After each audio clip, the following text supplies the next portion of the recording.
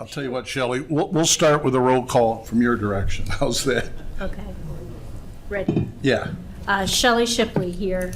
Eric Cornier. Pat Kane. Sharon Price. Okay, everybody, thank you.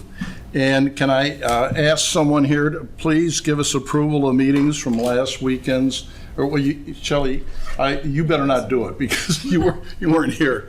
So either Sharon, would you or Eric?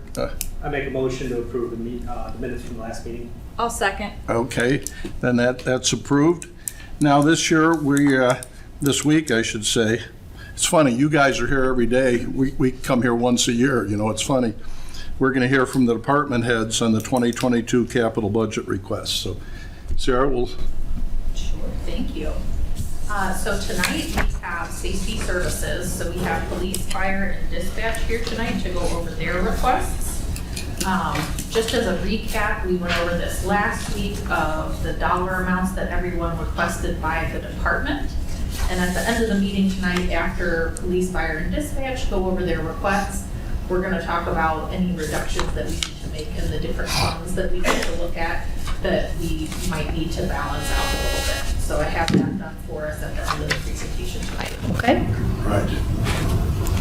So first up, we have Chief Mason, and he'll speak to his requests. I do want to point out real quick, Chief did have a request for 4 administrative vehicles, and he'll go over the need for those vehicles, but we'll probably ask the Capital Improvement Board to consider breaking that purchase up into 2 vehicles next year and 2 vehicles the year after, because that's that police and fire levy fund, and we want to make sure that the property taxes coming in can cover what purchases we're approving for each year.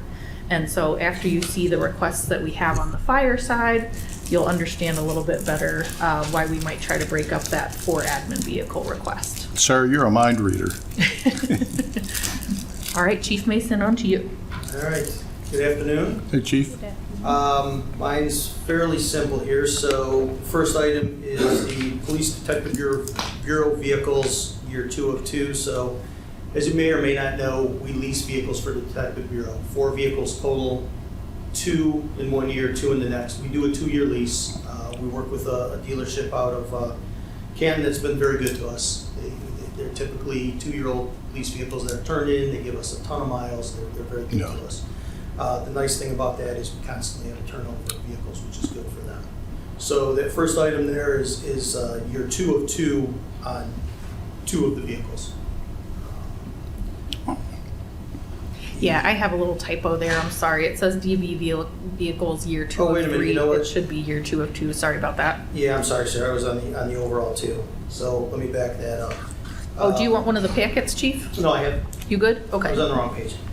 So, for police, if we start at the top, GTAC video system at 5500. That is a video system it's a standalone video system. It's independent of the video system we have in the cars and our body cams. It's by the same company, which is GTAC, which means it interfaces with our software. But this is a standalone system with video for our jail booking area and for our interview room. So we need to replace those video systems. Oh, that's right. Okay. And this system will interface with everything we've gone to as far as, like I mentioned, the in-car stuff and the body cam stuff. So that's the first item. Administrative vehicles. Administrative vehicles are ultimately the way our department will be structured. We're currently going through some hiring and some promotions. That plan started late last year. It's continued through this year. Once we're done, we will have 4 administrators under myself. There's a request for 4 vehicles. That includes 1 for myself. The other administrators will be the detective lieutenant who has one of those leased vehicles I told you about. So I'm requesting 4 vehicles, 1 for myself, 3 for 3 of the other 4 administrators. The reason for that is our vehicles are aging. My vehicle is, where was it, 2013? Yours is 2013. And what's Brian's? His is 2015. Okay, so we have 2 vehicles. They're getting up there in age and in miles.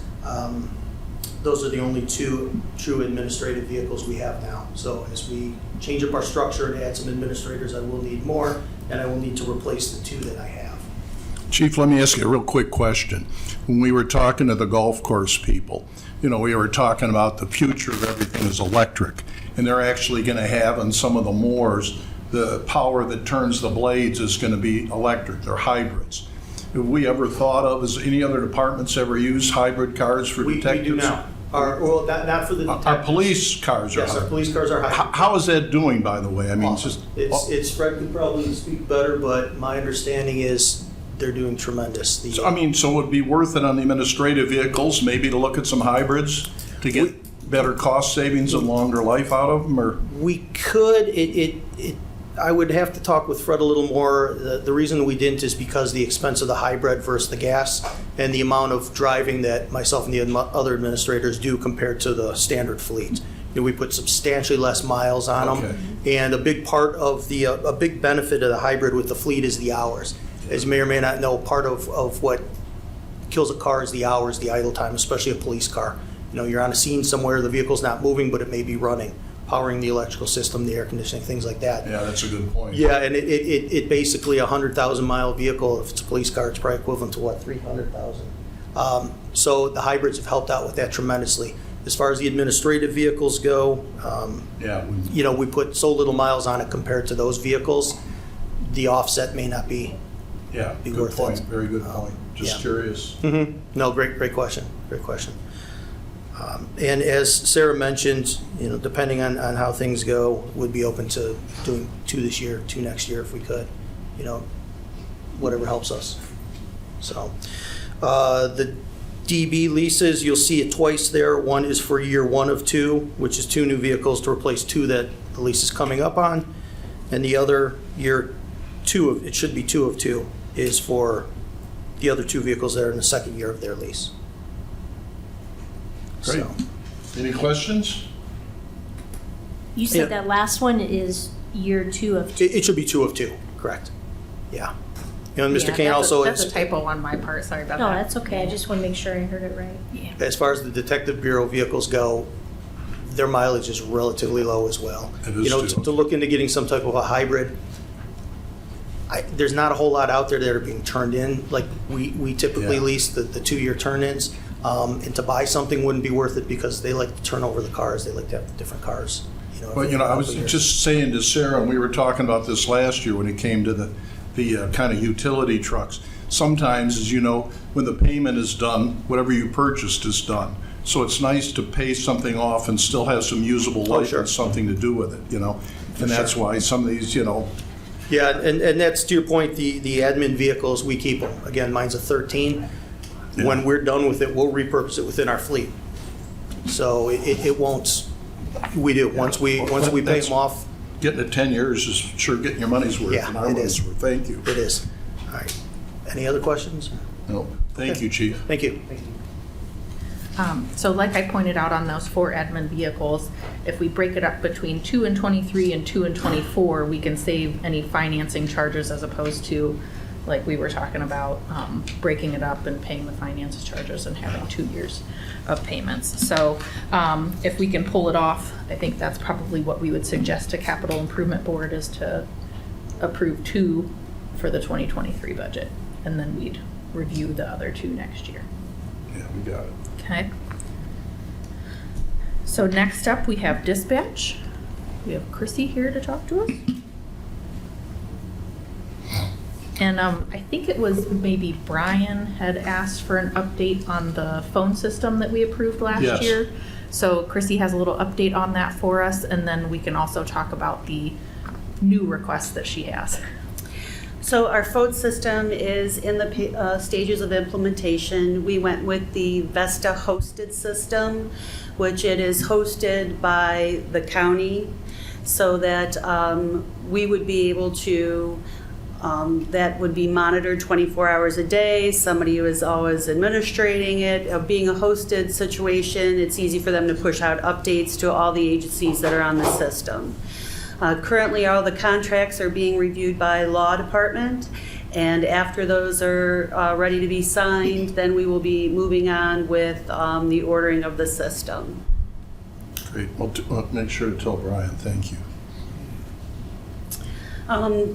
The next part is our unit for communications is requesting consideration to get a new CAD system for our agents, for our department. And a CAD system is computer-aided dispatch. Or is anyone familiar with what that does? So I kind of brought a little prop. So I apologize, though, I only have 3. So this is what we kind of look at here. Let's do, we can share. Chrissy, we'll share that. And then, We can share it too. well, I actually, so, okay. Give one to Sam and we'll Mayor share. wants to see. Thank you. So the top one that you're looking at shows all the available units. So in a day, and the CAD system assists with the dispatch center. The second page is what's called a call card. And every time our dispatchers receive a call, we bring up one of those call cards to memorialize all the caller information and type in any relevant facts and into the remarks field. Officers are dispatched to the call, and the call card with the information is pushed out to their MDTs. Now, our current system, we've been with our current vendor for over 20 years. We are looking to make a change. There's some updated systems. This would also include a records management system and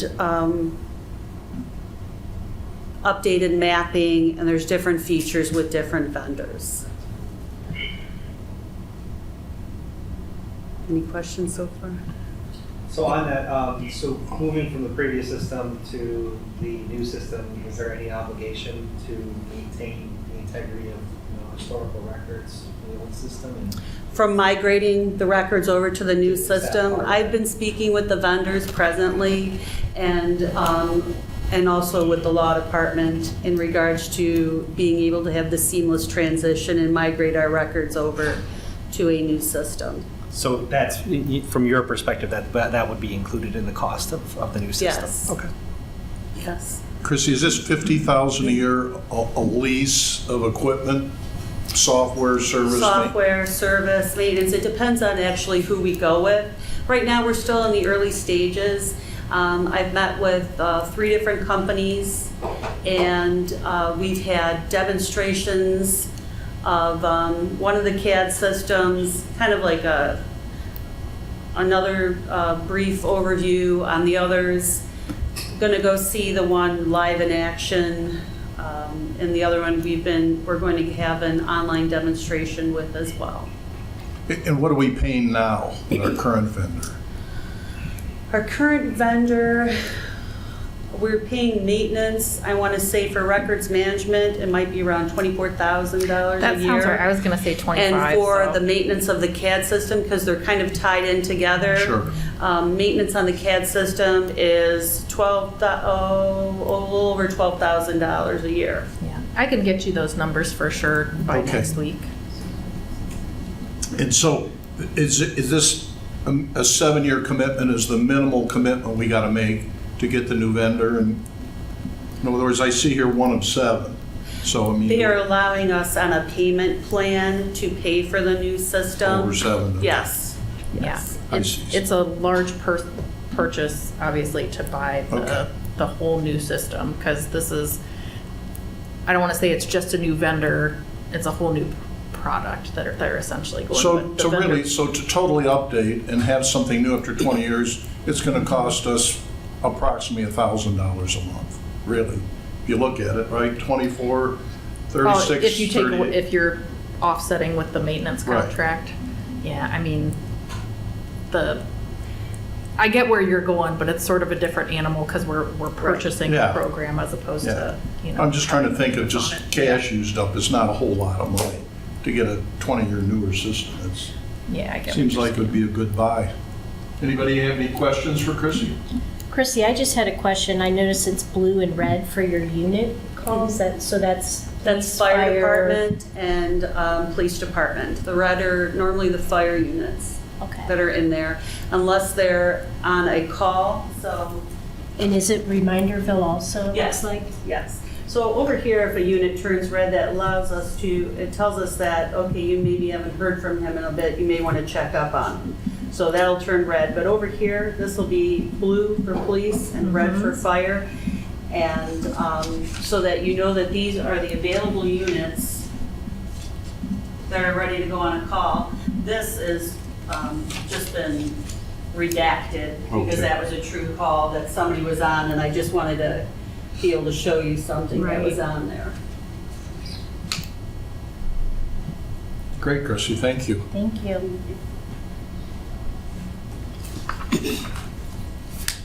Any other questions about the dispatch I don't think so. requests? Okay. So next up, we have fire. I do want to point a couple things out before I turn it over to Chief. When we did meet in advance on the police and fire levy fund, because that's shared between police and fire. So we sat down with the chiefs and the mayor to go through their requests, because the initial requests were above what that fund would bring in to cover for capital. So Chief, right off the top, we do have a couple of items that you don't even see on the request list there that he said he would be able to hold off for another year. And that is a brush truck that you might remember seeing on that 5-year capital plan previously, and then a prevention vehicle that would have been a lease payment as well, we would have financed out. So he was willing to hold off on those 2 items to, again, try to make sure we're solvent in that fund on the capital requests. So these are the items that he wanted to move forward with that are the most high priority for the fire department at this time. Great. The second thing I wanted to point out was on the med units. We approved the med units last year, so this is the first year payment. We're just asking you to approve the second year payment for next year. Right now, we're in the process of getting financing, so I'm just waiting on one more quote to see what the rates are, because as everybody knows, the rates are on their way up, slowly but surely, but so we're trying to find the best deal for that med unit financing. And I'm just waiting on one more bank to get back at me, and then we'll have legislation to council to accept the financing. And we're hoping that they'll show up spring next year. Yeah. Maybe. Actually, It's hard probably- right now with the yeah, supply probably chain later in the stuff, year. you know, but, There was a guy on the radio said that in the automotive world, which affects every vehicle that runs, they're still a year out before they think the supply chain shortage when it comes to the chips and some of the other necessary items to make a vehicle operate all its function. We're almost a year out before that's going to be totally resolved. yeah. So, that's going to be a real pain in the neck when you order something, you don't get it. Yeah. So, Yeah. well, It's, good evening, Chief. With that optimistic, Yeah. happy note. yeah, so we'll turn it over to Chief, and we do have Fred here to speak a little bit to that aerial truck and the needs behind that we're looking at, because that's the big one Yeah. that we're looking at for this year. So we'll start at the top of the list, and that's gonna be to replace my chief's vehicle. It's a 2007, so it's, was that 15 years old? Yeah. You're lighter, Tom. Come on. 7 years old? But anyway, it's got holes in the fenders. Things are starting to fall apart. There's rust and there's corrosion. It's, it'll keep running for a while, but I'm not sure how long. I don't know if Fred can attest to that. Even, 2 weeks ago, and my back window was being held shut by a rubber door stopper because the latch broke. So it's just old. It's got 105,000 miles on it. Chief, what is it? It's a Jeep Grand Cherokee. Grand Cherokee. That was purchased back in the days when we still had a Chrysler plant. And I Yeah. think the city was trying to save it by buying Chrysler vehicles. So that's the first vehicle. The second one is just continued lease payments on our fire engine that we purchased several years ago, year 4 out of 10. And as Sarah said, the next item is the replacing the med units. Ultimately, we're hoping we'll make first year lease payment this year, and this is for next year's lease payment. And then we get to the aerial truck. That's looking at a proposed 10-year lease for what we hope will be a 20-year vehicle. So right now the prices estimated to be about 1.5 million. And actually, information I just got, was it yesterday? They're expecting maybe a 6% price increase at the end of October. So I don't know if there's anything we can do to get it sign a tomorrow. contract to beat the 6%. 6% on a 1.5 is a lot of money. Yeah. wow. But that's where we're at. The truck is 22 years old. And again, we spent about $20,000 on it about 6 years ago to get a bunch of rust and corrosion taken care of on the underbody and stuff like that, but it's coming back to life. All the systems are old, all the systems are worn. It doesn't have nearly the amount of safety systems that some of the new fire trucks have, and it's getting harder and harder to find parts. Actually, the vendor that we bought this truck through, it was a 3-part truck. It was a Spartan chassis with a Ferrera body and an RK ladder. Well, RK ladders have changed hands a couple times. Ferrera doesn't use Spartan bodies anymore. They make their own. And Ferrera, who we bought the truck from, lives in Louisiana. They've been through a couple hurricanes. They've lost records. We can't, parts lists, drawings, diagrams, all that kind of stuff. It's just hard. And its sister vehicle, Tower 1, is in the same condition, well, similar condition, but a little bit better. So that's why we're choosing to replace ladder 2 first. So it's a big investment, but I think it's a piece we need. And Chief, let me ask you a question. I'm very naive in this area. You know, when you buy a car, you go trade in your car or sell it to your neighbor down the street.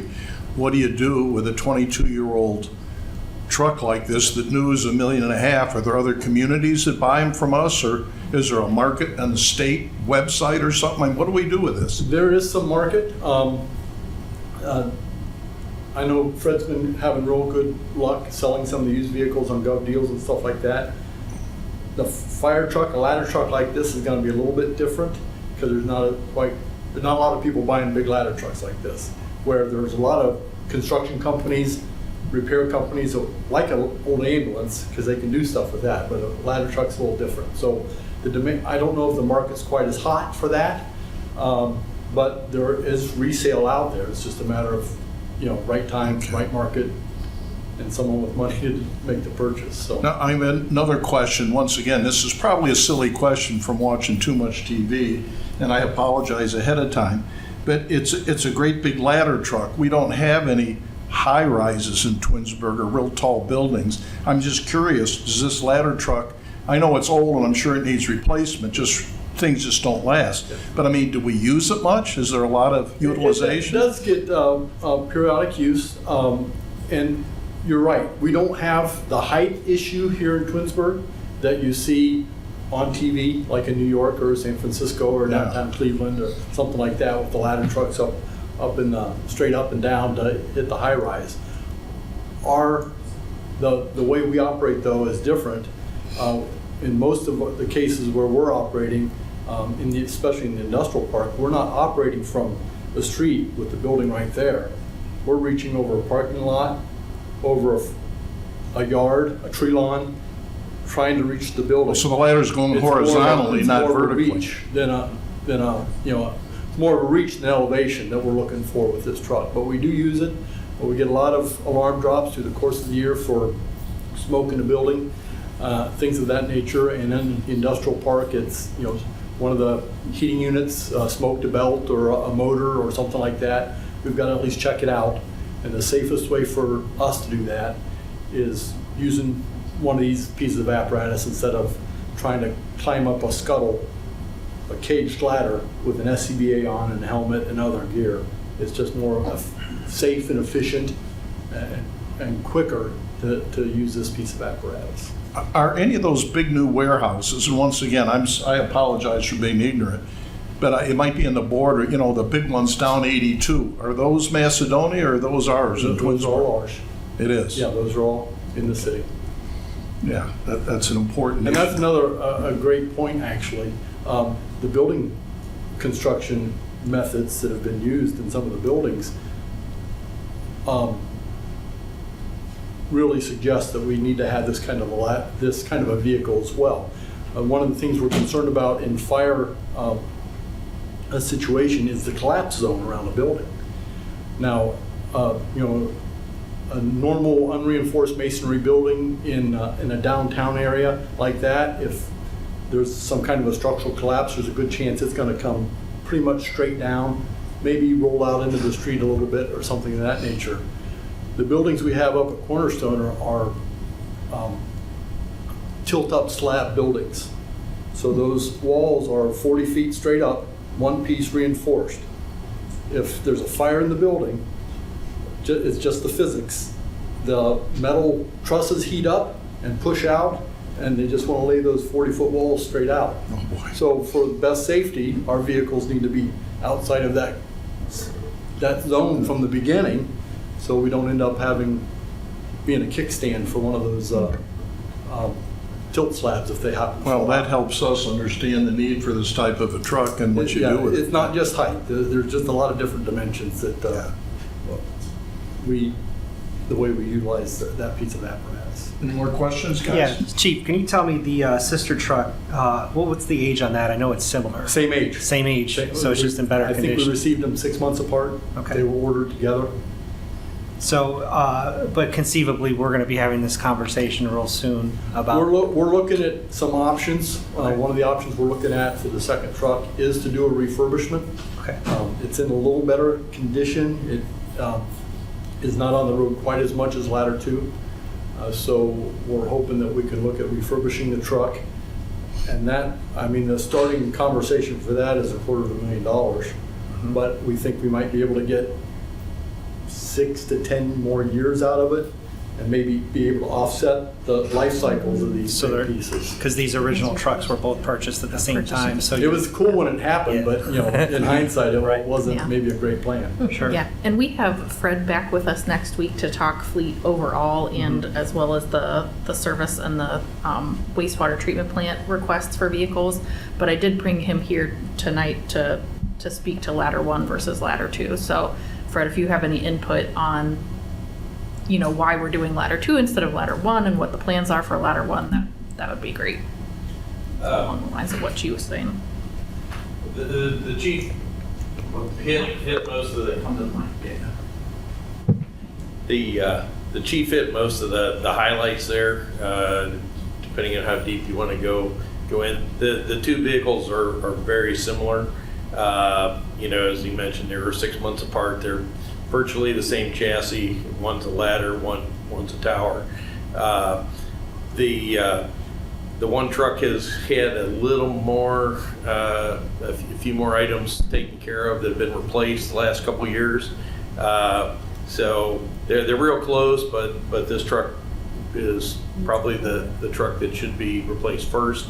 And as far as what we decide to do, where the finances will lead, we are going to have to revisit replacing that second truck and/or putting a substantial investment into it to, keep it going for a few more years to offset those. It was kind of a bad plan that we ended up with two trucks like that were done at the same time, but that was before either of us were involved in that. So, Well, I remember having a discussion last year, especially when we were taking the tour of both the police and fire stations and knowing that was coming. So I commend you guys on your mitigation plan towards that. So, it's a significant expense. So thinking through that makes a lot of sense. Just one more question for you, Sarah. The total amount for the police and fire, does that represent the full fund for police and fire, or is that?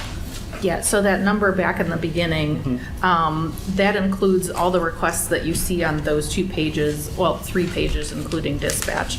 But yeah, the reason that we're looking at breaking up those admin vehicles for police into the 2 and 2 is because that is a little higher than we expect to receive on the property taxes. And that's not to say that fund that's the only money we're gonna put into police and fire capital on an ongoing basis. It's just that we have this property tax that's just brand new, and we're trying to build a little bit of reserves in that fund in these first couple years before we start looking at, a couple years down the road where maybe we look at some general fund contributions as well to safety service. Thank you. But yeah.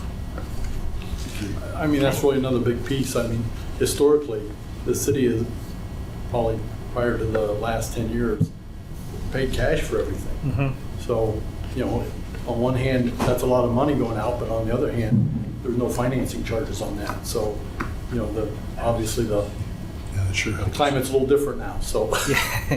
Yes. Thank you very much, Thank you. Chief. Thanks, Chief. Any other questions for the chiefs or Chrissy or Fred before we get into our discussion on, the fund by fund? Oh, I hi. apologize on that. When I was reading through the stuff earlier, I just had one question on those two leased vehicles. The two leased vehicles are $10,500 a year there. The only question I had was, I don't know how much those are going to be driven around as police vehicles. Not police vehicles, but. They're the detective vehicles. Okay, so is there, I just didn't know if there was a mile, since it's a leasing, there's a mile cap. They do cap the miles, but historically, we don't even come close. We work with they're typically 2-year turn-ins, so they're relatively new, and we have an agreement with the dealership we've been working out of, without. Chief, I'm sorry. Can you come up to the mic? I'm sorry. Wastewater treatment plant. Yeah, so a couple years ago, we were able to put together a relationship with a dealership, it's Kempthorne Motors out of Canton. And typically, the vehicles he supplies us with are 2-year turn-ins, 2-year lease turn-ins. So they're relatively new. Sometimes they're still under warranty. And he's been very, very good with us as far as the miles go. Gotcha, We don't even okay. come close to hitting them. And so you've been using him for, We've used them for a couple. We've prior to that, we did do a year or two where we leased some brand-new vehicles, but the mileage was a lot more stringent, and they came fairly close. Since we've gone to Kempthorne, again, he's been very generous on the miles, and we haven't even really gotten close. gotcha. And how many miles do you guys usually put on a year? Just curious. I want to say, I'm ballpark. yeah, no, we had this discussion. I want to say the two vehicles that are coming in, I don't think either one of the detectives put 15,000 on either of the vehicles over the 2-year life already. Gotcha. Yeah. So it's about 7,000. Approximately, yeah. Over the 4, I would have to get a more exact number for you, but with the 2 we're talking about.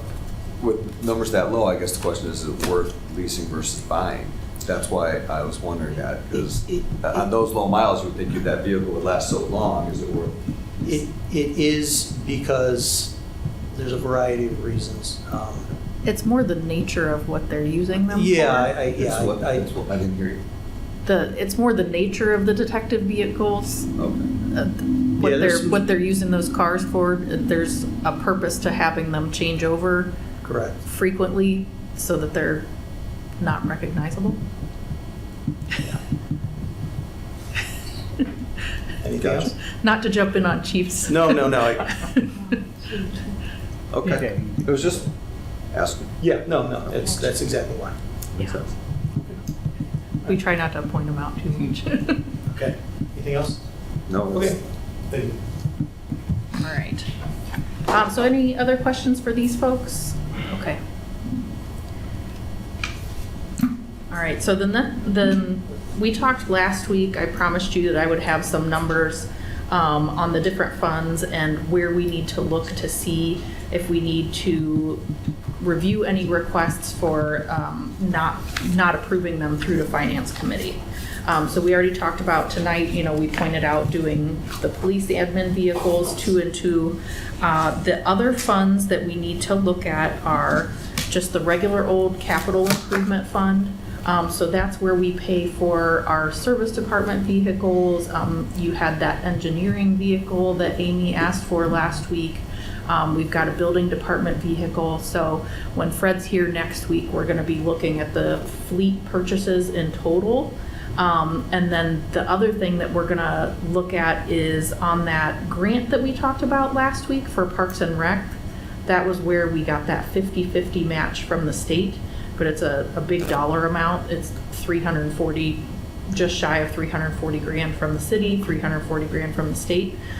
We got some information this week, and we have a meeting tomorrow that we might be able to break that up over a couple years.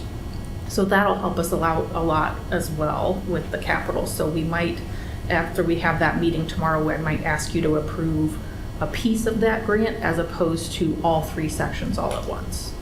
Okay. So then the next one that we're gonna look at is, so that fitness center that we talked about last week, the roof pull pack project. We just started meeting about how we're gonna pay for that project. It's gonna be financing.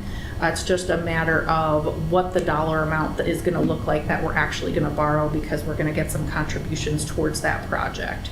So I don't know that I'll have numbers for you on that before we go to vote on these items, but what I'll probably do is come up with a best estimate to have you guys approve the project on a best estimate financing arrangement, that what it might look like. It's probably would be 10 or 15 year term, but that's what we'll probably do on that side, because we're not gonna approve the full 2 million, we're gonna approve some piece of that to get the financing going, okay? Any questions on those ones? Okay, so down to the golf course. So Jim last week had asked us for 2 mowers, so that's something that we'll review. We might go back and ask Jim if it would be possible to do the same thing that we're doing with the police admin vehicles and break it up 1 and 1, you know, 1 and 23, 1 and 24. So I'll bring that back to you after we have a conversation with Jim next week. Okay? And then the next one that we're gonna look at is that street construction maintenance and repair fund. So that is the biggest piece of all of that infrastructure plan that Amy presented last week. I'm not sure if we have any wiggle room there or not, because our goal is to get that road program down. You know, we've been talking about that the past couple years, that we got too high on how long it was gonna take to turn over those roads. So we're gonna keep in conversations with Amy to see if we have any wiggle room in that fund, because we do have some really big projects. That Dorridge project by itself is like $2.3 million in total, but it's coming out of a lot of different funds. So we'll look at that as well, and I'll have updates for you guys next week, because the week after that we'll be voting. And then down the next one, we'll talk about that sewer revenue. So that'll be next week. We'll have Public Works here, and we'll go over the sewer request, the wastewater treatment plant request. That's gonna be a really big project. There's gonna be, we've already started having meetings about if we can get grants, if we can get 0% loans, what kind of green improvements that we can do to qualify for some grants out there. And then we'll go through, you know, what that financing might look like. And it'll be the same kind of thing as with the fitness center. I'll have you guys approve a piece of that as opposed to the full cost of the design is what they were asking for next year. Okay. And then we already talked about that police and fire levy fund. Yes, review the vehicles. That's what we just talked about with the two and two with the admin vehicles for police. And we already had a couple items from fire off the list before we brought it to you guys. So any questions on the items that we're gonna look at for possible reduction or possible holding off to a future year? It's not that we're saying no to something being replaced forever. It's just we might try to break things up a little bit. You know what, Sarah, excuse me, I want to ask Sam a question. Because this is not about something on a specific agenda, but it's something that I don't know if we've ever talked about it or has to be addressed financially. My understanding from living in Twinsburg now for almost 5 years is the city of Twinsburg is one of the only cities that has 110 pounds per square inch of water pressure. And the recommended level of water pressure by any plumber or plumbing contractor you deal with is about 70 pounds per square inch. And they feel that after that, you start blowing out the seals on dishwashers and pipes and different things. And just this last week, we had a big water main breakage down the street here. And the water was shut off in the neighborhoods there for 3/4 of a day. I mean, it wasn't a catastrophe. But I'm just wondering is, are we aware of that problem? Has that cost $1 bazillion to fix? Is that something that we could investigate and put on an agenda? Does the water department ever talk about that? Are they aware of it? Those lines are the water lines that are provided by Cleveland Water. So it's not by our wastewater treatment plant, which is, we're treating wastewater. That's what we do here. So we don't provide clean drinking water. So we have nothing to do with the delivery? That's a Cleveland Water Okay. issue, and yeah. So that's a I big see. thing. And sometimes you'll see even when the fire department, not typically ours, but I've seen in other cities when they're flushing the fire hydrants, you'll see a lot of those start to break then at times if they're not worked properly. And again, I don't know how many we've had here, I haven't kept track, but in my experience in other cities that I've worked in, like my village recently had 4 hydrants blow because they were not turned off or turned on properly. So, yeah, but that's a Cleveland Water issue. But the way they're opened and closed is a different story. That's not Cleveland Water's problem. Yeah, I understand. Okay. But it's theirs to repair. They do. Thank you, Sam. Okay. Okay, Sarah, back to you. So that was the last fund that we need to look at. All the other funds, we're either gonna be using reserves or, we have had that ARPA money sitting aside for that piece of that Dorridge project. We just had to rebid that project. So those are the areas that I just went over that we're, gonna come back to you next week with some suggestions on what we recommend that you move forward to Finance Committee. But if you have any questions in between now and then, let me know. And then that following week, you'll be voting on what you'd like to present to Finance Committee. Great. So any other questions for safety services or for where we need to look at the funds this year?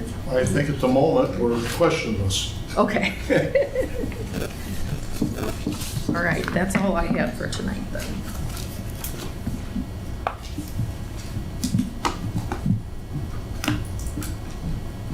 Is there any miscellaneous? My miscellaneous, Sam, was my question about the water. So that was anybody else have anything they want to bring up? No? Are we ready for adjournment? It's so early. Well, you got a solid 15 minutes. What a fast, efficient group. Yeah. Well, thank you, everybody, for your presentations and stuff.